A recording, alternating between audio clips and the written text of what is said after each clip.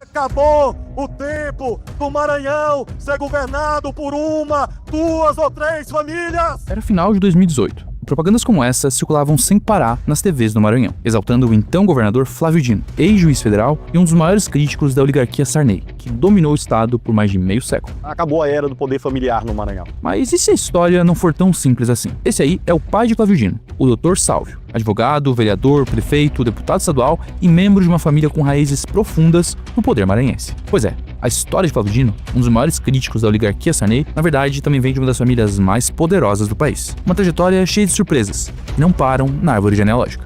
De juiz reservado a militante de esquerda, político e ministro do STF, Flávio Dino construiu uma trajetória cheia de embates. Pra mim é uma ofensa grave, eu não admito que ninguém me chame de ladrão. Polêmicas. Golpe de Estado mata. Mas também com muitas perguntas em aberto. Você é comunista? No vídeo de hoje, a Politice te conta a verdade por trás da história de Flávio Dino. Seja membro do canal e tenha acesso a benefícios exclusivos. Flávio Dino de Castro Costa nasceu em 1968 em São Luís, capital do Maranhão. E como a gente começou a te contar, ele vem de uma família poderosa que une o Maranhão ao Amazonas, colecionando cargos no poder desde 1835. Com esse cara aqui, Francisco Antônio Monteiro Tapajós, tetravô de Dino e conhecido como o Herói de Tapajós, dono de terras no Grão-Pará e de uma olaria que, segundo a pesquisadora Patrícia Mello Sampaio, explorava o trabalho forçado de povos indígenas. E foi nesse jogo de poder, riqueza e influência que começou a ligação histórica de toda uma linhagem com a política. Em 1874, Francisco virou deputado e presidente da Assembleia, e, segundo os historiadores, usou essa posição para garantir empréstimos públicos generosos que impulsionaram seus negócios. E isso seguiria por gerações, com a família se espalhando entre cargos no executivo, legislativo e, claro, no judiciário. O avô de Flávio Dino, Nicolau Dino, chegou a ser desembargador do Tribunal de Justiça do Maranhão. Já o pai, Sálvio de Jesus Castro e Costa, foi um advogado de destaque e político atuante. Foi eleito vereador aos 22 anos e deputado estadual em 1962, mas teve seu mandato cassado pela ditadura militar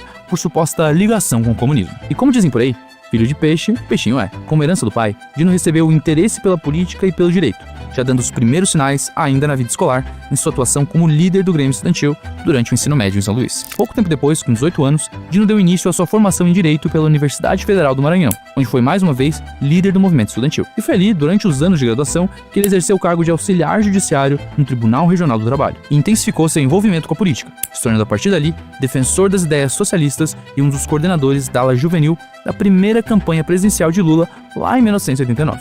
Após se formar na faculdade, Dino ingressou no mestrado, atuou como secretário da Comissão de Direitos Humanos da OAB e começou a trabalhar como advogado de grandes figuras, como o ex-governador maranhense Jackson Lago. Pouco tempo depois, em 94, foi aprovado em primeiro lugar no concurso para juiz federal do estado, sendo um dos mais novos da história a ocupar o cargo. Durante os 12 anos como juiz, Dino mostrou forte envolvimento com a pauta dos direitos humanos. No ano de 2002, publicou um famoso artigo em que defendia a transferência de poder de julgamento para a Justiça Federal em casos de crimes graves contra os direitos humanos. Para completar o currículo, em 2004, Dino foi convocado como desembargador. No ano seguinte, assumiu o cargo de professor na Universidade de Brasília. Ele ficou por lá até 2006, quando pediu exoneração e pendurou a toga no cabide e, pela primeira vez, entrou nos palanques políticos.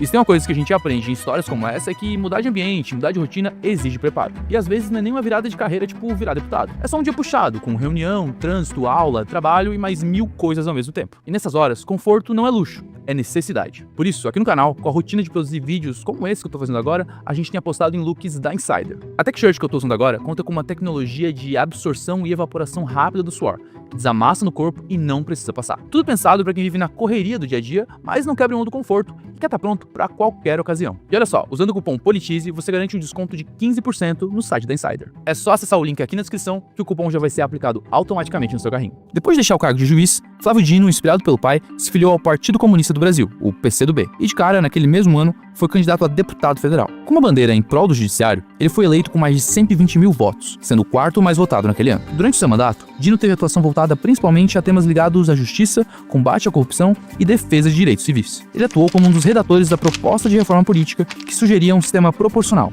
onde o eleitor vota primeiro no partido e depois escolhe um candidato. Em 2010, apresentou uma emenda à recém-aprovada Lei da Ficha Limpa, propondo que magistrados e membros do Ministério Público que pedissem exoneração ou aposentadoria enquanto respondessem a processos disciplinares também se tornassem inelegíveis. Também ficou conhecido desde essa época por adotar uma postura crítica em relação a figuras influentes da política nacional, como no episódio que confrontou o então presidente da Câmara, Michel Temer, durante uma sessão plenária. Nós queremos uma espécie de PEC zumbi. A PEC que existe, mas não existe. Ela fica pairando no limbo, que como nós sabemos é pior do que o inferno. Mas aquela trajetória parlamentar era só o começo. Fora dos corredores de Brasília, outro tipo de desafio começava a se desenhar mais próximo de casa. No meio do mandato como deputado, em 2008, Dino se candidatou à Prefeitura de São Luís pelo PCdoB, com uma campanha que levaria as mesmas bandeiras que ele vinha cultivando até aqui, a justiça social e os ideais socialistas como o melhor caminho para restaurar uma sociedade imersa na desigualdade e na negligência governamental. Com o apoio de longas décadas do Partido dos Trabalhadores e do então presidente Lula, Flávio Dino chegou à disputa pela prefeitura trazendo uma proposta de transformação geral. Prometia melhorar a saúde com atendimentos 24 horas nos postos e um hospital de urgência, ampliar a educação com ensino em tempo integral e mais bibliotecas,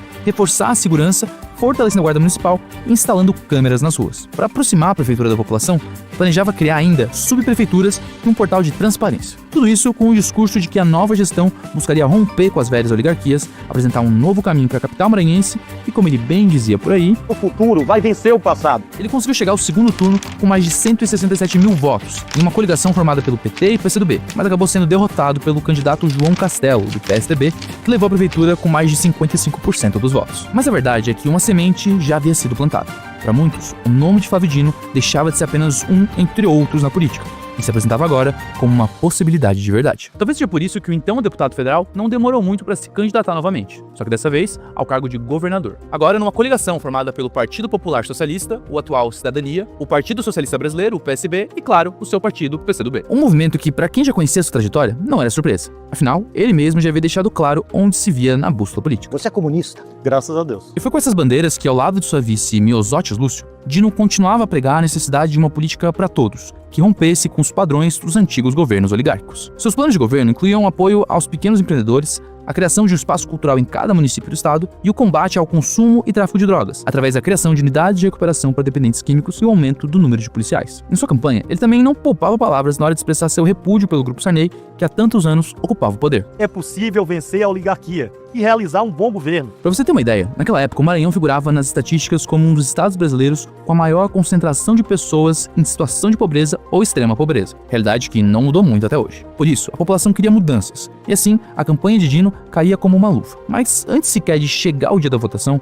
uma reviravolta inesperada aconteceu. O Diretório Nacional do PT voltou atrás em sua decisão de apoiar a candidatura de Dino, optando por ingressar na campanha da adversária Rosiana Sarney, do PMDB. E o motivo, pelo que foi divulgado, era que a decisão fazia parte de uma estratégia para garantir maior apoio à campanha de Dilma Rousseff, em uma época em que o Senado era presidido por José Sarney. Em resposta, Dino manteve uma postura combativa e criticou o PT durante a sessão da plenária. O PT do Maranhão cometeu um pecado.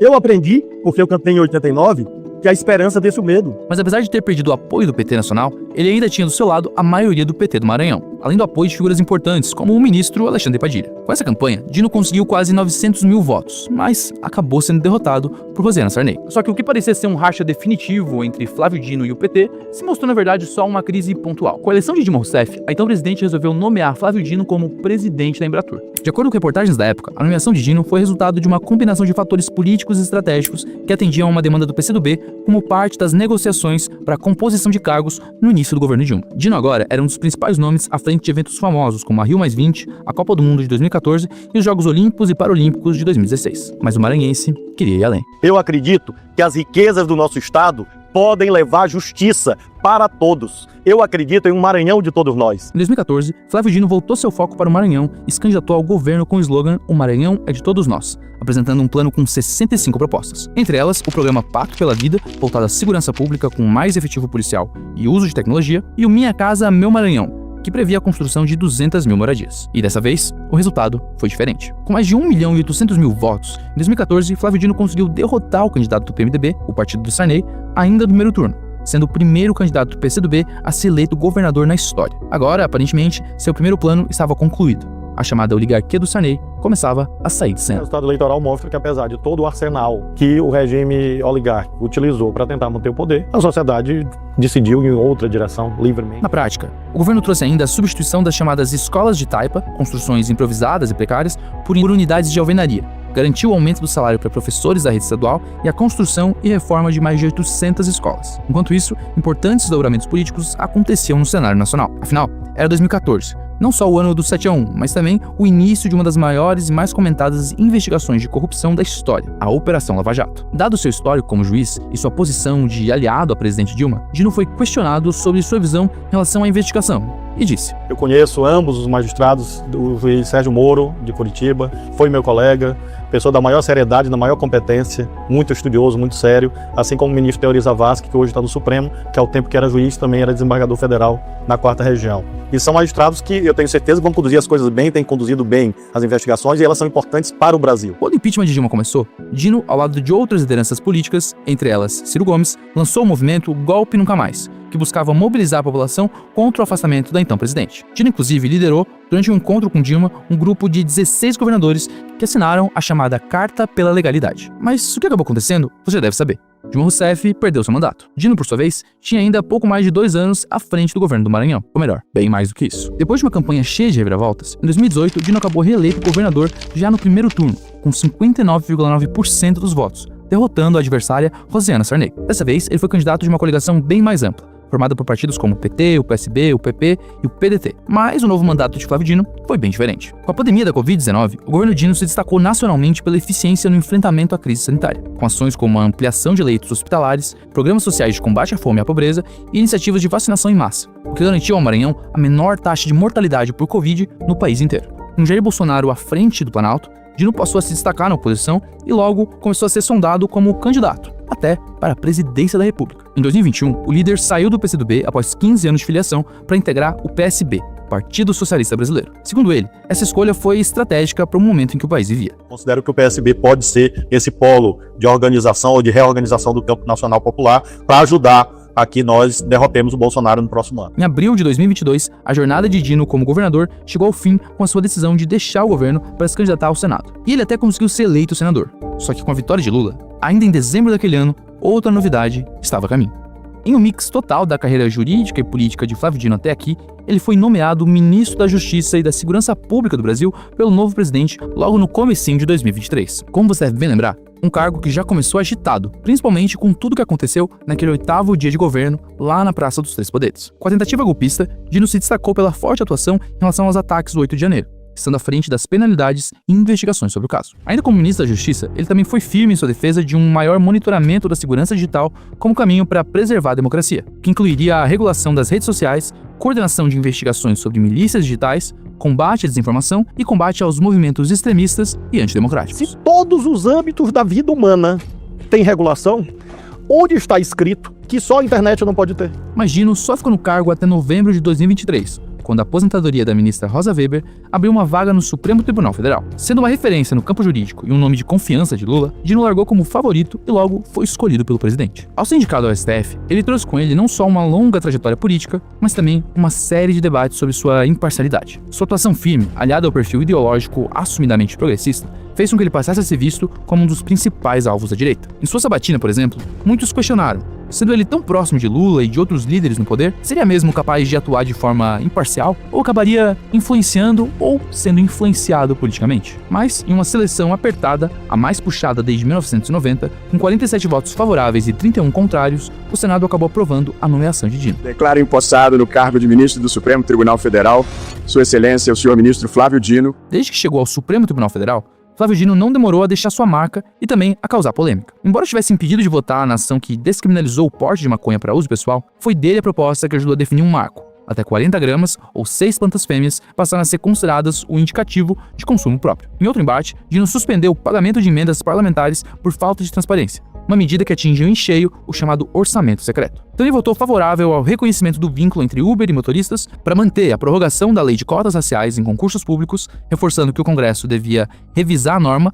mas sem permitir retrocesso até lá, e a favor da licença para mãe não gestante em união homoafetiva. Quando o assunto foi liberdade de expressão, Dino defendeu limites e afirmou que esse direito não pode ser usado como escudo para ataques à honra e à dignidade. Apenas para não deixar a Bíblia de fora, e quem presta dinheiro a juros comete um pecado, né, segundo o Antigo Testamento. Em 2025, iniciou-se um processo de julgamento das acusações feitas pela Procuradoria-Geral da República sobre o que seria uma trama golpista envolvendo o ex-presidente Jair Bolsonaro nas últimas eleições. Nesse processo, acompanhando o relator Alexandre de Moraes, Dino votou por iniciar sim um julgamento criminal, tornando Bolsonaro e outras figuras políticas e militares réus no processo. Golpe de Estado mata. Não importa se isto é no dia, no mês seguinte ou alguns anos depois. É inegável que Flávio Dino tem balançado o cenário político já há algum tempo.